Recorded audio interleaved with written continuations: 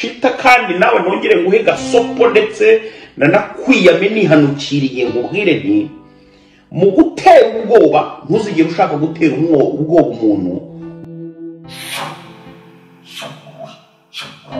Yes, ibintu byakomeje kuba agateranzambe hagati y'umunyamakuru akaba n'umunyarwenya Julius William Niyitegeka umaze kumenyekana nka Julius Chita ndetse na mugenzi we umukonti tikireta wibera muri Leta Zunze Ubumwe za Amerika witwa Kambari J. Nawe rero akaba amaze kumenyekana nka Jay Swizo wa Mipango icyogere mu nkuba umwami w'abagore aka Kasuku wa Mipango. So rero wasanga uri kubaza ngo byagenze bite cyangwa se uwaca kuri post zawe ukibaza ngo abantu byagenze bite kandi barahoze ari inshuti zikomeye, inshuti magara.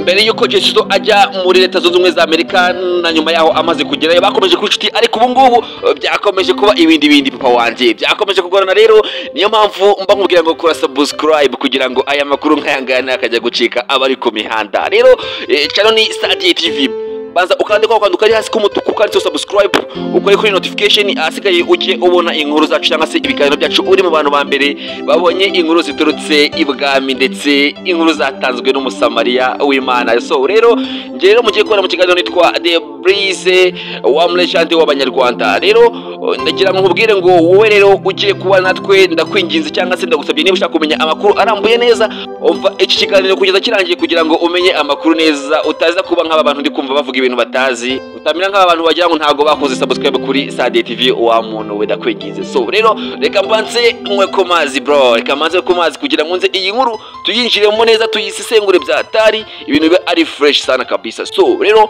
make sure ko wakoze subscribe asigaye nze nguhe show.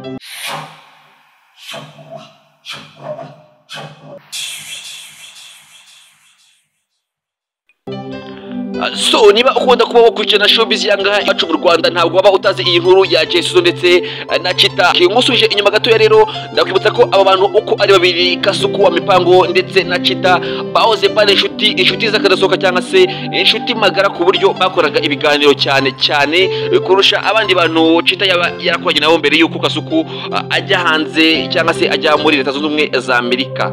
Kasuku rero abinyujije ku mbuga ziwe nka Instagram ndetse na YouTube nta gahenge afite na gato kuri Chita kuko azamukora episode zisaga 99 ari kumubaga ntatinya kuko ngo yaramubabaje cyane byatari. Iminsi ishize rero nibwo Kasuku yakoze ikiganiro yikoma mu gituza avuga ngo Chita ninjya yakanira umugome kuko ngo yagerageje kuba yamuteza ababosi ndetse amuteza n'igihugu muri rusange kandi nta mutima mubi aba yifitiye cyangwa se atabashaka kuba yajya mu biganiro nk'ibi ngibi byo kuba yajya muri saga n'abandi bantu.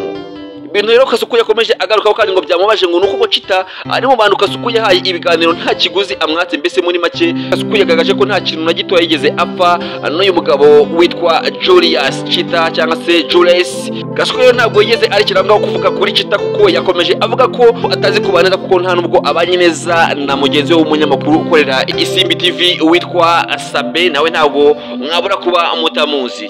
Kirakaba rero Chita ntiyishimiye umwambaro w'urubuga Kasuku yamwambitse kuko nawe ajya kuri channel yiwe yitwa Chita Magic hagasopo Kasuku wa Mipango avuga ngo niyongera kumuvuga akazanamo n'umuryango we azitabaza inzego z'umutekano nka RIB. Kasuku niyongera gufata brand yacu azamwishyura n'umuryango wanjye ndashyiraho defensive measures, oya ndashyiraho ingamba z'ubwirinzi. Ariko umunyarwanda yavuze neza ati wirukansa imbwa ukayimara ubwoba kuko nubwo Chita yamuhaye gasopo ntabwo Jay Swizo wa Mipango azarekera atarasuza izo episode 99 zivuga kuri Chita. Ese koko Chita n'ubwirinzi ari gwishyiraho bwo kwirinda Kasuku? Ese aritabaza ari nk'uko yabivuze cyane ko ari inshuti cyane na Dr Murangira Bitseri ukuriye ikigo cy'igihugu cya RIB.